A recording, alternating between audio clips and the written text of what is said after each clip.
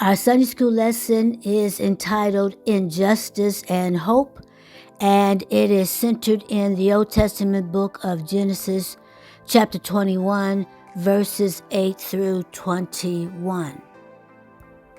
This lesson has two goals for you to pursue. Number one, while you are going through your study in this passage, you should be able to list key features of the relationships that are visible among the 6 individuals focused in this passage, including God. 2, you should be able to compare and contrast Abraham's distress with that of wife Sarah and handmaiden slave Hagar. Those are the 2 goals that should be evident in your study.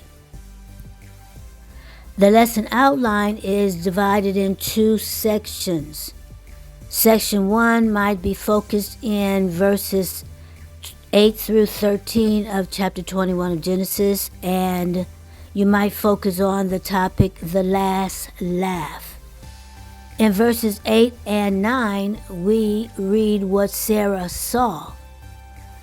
In verses 10 and 11, we read what Sarah said. And then in verses 12 and 13, we read what God said in this section 1. Section 2 covers Genesis chapter 21, verses 14 through 20. And we can focus on the topic, a lasting promise. So verses 14, 15, and 16, we read of Hagar's wandering as she's set out of the camp by Abraham. In verses 17 and 18, God hears Hagar and the son Ismael. So that in verses 19 and 20, God provides his help. Those are the 2 sections of your outline today. The last laugh, covering Genesis chapter 21, verses 8 through 13, and then a lasting promise shared in Genesis 21, verses 14 through 20. As a bit of our lesson context for the second part of this book of Genesis, we could see that we are focusing on the history of the people of Israel who have a purpose in God's plan to bring the Messiah into this world at just the right time. That's identified in Galatians chapter 4, verse 4. But this section of Genesis begins with that understanding in the 11th chapter, starting at verse 27. The focus is on the descendants of Abraham, who continue through the line of Isaac, then through Jacob, and then through Jacob's 12 sons, where they end up in Egypt. So when God called Abraham and Sarah, who at that time was Abram and Sarai, to leave the land of Ur, which is part of Iraq at that time, God promised to bring them to the land he would give them and to make Abraham's family a great nation. And that's recorded earlier in Genesis chapter 12, verses 1 through 3. You guys do know that Abraham entered Canaan at the old age of 75. But he really wasn't that old, because you do remember Abraham died when he was 175. So he was told that this was the land that God had planned to give to all of his descendants. And again, that's mentioned in chapter 12, verse 7. Well, many of you know that after Abraham and his nephew Lot went their separate ways and determined to travel in separate directions, Abraham was again told by God that all the land he could see would be given to his descendants. And that part is recorded in Genesis chapter 13, verse 15. We do know that Abraham's wife Sarah was unable to conceive a child, and that's recorded in Genesis chapter 11, verse 30. So, as sometimes women do, we try to invoke our own plan to bring about our desired results. And here, she thought she would overcome her barrenness by asking Abraham to have relations with one of their slaves. And that's mentioned in Genesis chapter 16. Sarah's logic at this time may seem strange to us. However, it was what she thought a way to avert her loneliness and embarrassment for not giving Abraham a child, because they were already in their 70s. But this was her logic, and this was also the thinking of some of the women at that time, because they thought if their slave produced a child, that child would be theirs as well as their mother and thought of as property. So Sarah thought she would have a son in this secondary way and try to promote what God had said to give their descendants land and a nation. She wanted to please her husband. One of these slaves was this Egyptian woman named Hagar, and she's introduced in chapter 16, Genesis verse 3. What we find out here is that Hagar was Sarah's personal attendant, and when Abraham and Sarah's attempts to produce a child were unsuccessful, we read earlier in the chapter that Sarah offered Hagar to Abraham to do and produce this child without even asking Hagar, because of course she was their slave. So this attempt was done in Sarah's way of going ahead of God and trying to help herself. But as you know, when you go ahead of God and when you leave God, you don't get the results that you want. And certainly we find out that in our reading of this chapter 21 and earlier as well. When Hagar does conceive with the permission of Sarah from her husband Abraham, this of course and undoubtedly created a great rift between those two women. Hagar looked down on Sarah, and that's recorded in Genesis 16, and Sarah retaliated with the harsh treatment toward Hagar. So, when Hagar first fled, God confronted her and encouraged her to return back to the household of Abraham and Sarah with the promise that God would bless her and her own offspring, and that's recorded in Genesis chapter 16, verses 9 through 12. The baby born to Abraham and Hagar was named Ishmael, and that's shown in our lesson today of chapter 21.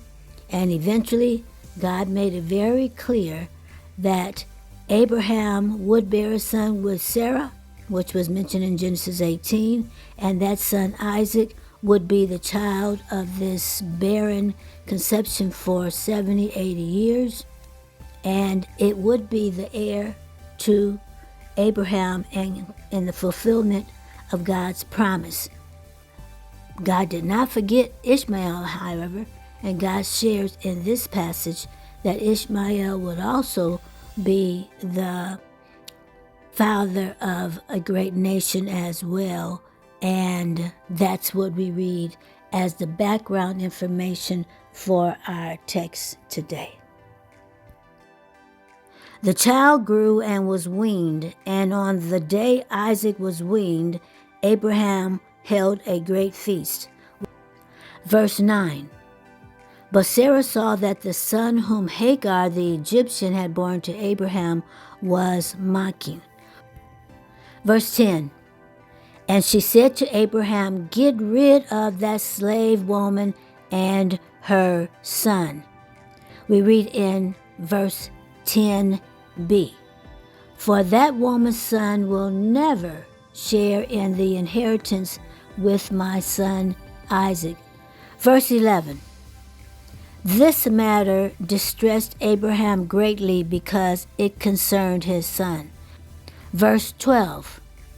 But God said to him, do not be so distressed about the boy and your slave woman. Listen to whatever Sarah tells you, because it is through Isaac that your offspring will be reckoned. Verse 13, I will make the son of the slave into a nation also, because he is your offspring. Verse 14, early the next morning, Abraham took some food and a skin of water and gave them to Hagar. He set them on her shoulders and then sent her off with the boy. 14b reads, she went on her way and wandered in the desert of Beersheba. Verse 15, when the water in the skin was gone, she put the boy under one of the bushes. 16a, then she went off and sat down about a bow shot away. 16b, for she thought, I cannot watch the boy die. And as she sat there, she began to sob. Verse 17, God heard the boy crying, and the angel of God called to Hagar from heaven and said to her, what is the matter, Hagar? Do not be afraid. Verse 17b, God has heard the boy crying as he lies there. So verse 18 reads, lift the boy up and take him by the hand, for I will make him into a great nation. So verse 19, then God opened her eyes and she saw a well of water. So she went and filled the skin with water and gave the boy a drink. And then verse 20a and verse 20b, God was with the boy as he grew up. God kept his promise to Hagar. He lived in the desert and became an archer. These are the scriptures for our passage of study today, injustice and hope. In conclusion, let us remember and place in our spirit with confidence that God does hear. Even though Hagar had a difficult life and Ishmael's beginning was not pleasant, God reminded us that he hears all. God was Abraham's God, who loved both Isaac and Ishmael, and he is the Lord of all creation, not just the Jewish Hebrew nation that came out of the line of Isaac, but also the Ishmaelites who came from Ishmael's lineage. He cares for all people and he keeps his promises. He hears all of our cries of injustice, and he does respond with a message of hope just at the right time. So we must recognize that we need to preach this message and teach this message and live by this message, because there are people in this world who are watching our position and our faith walk as to those of us who say we love God. And even though our circumstances bring down many a tear, we understand that it is during those times that we feel left out and lonely that we can hear God. For sure, he hears us. And if we start tuning ourselves to the voice of the Lord, then those others who don't know God the way we do will be given an example of how to trust God even through those injustice times. This is Dr. Christie. I pray that this lesson has helped you. Continue to study your lesson, your Bible scriptures. If you like us, please push the button. You may choose to share this video with someone and or comment. We will respond to you. And if you so choose to subscribe, we would appreciate that as well. Thank you for sharing with us. We ask God's blessing upon you for you to be safe and well.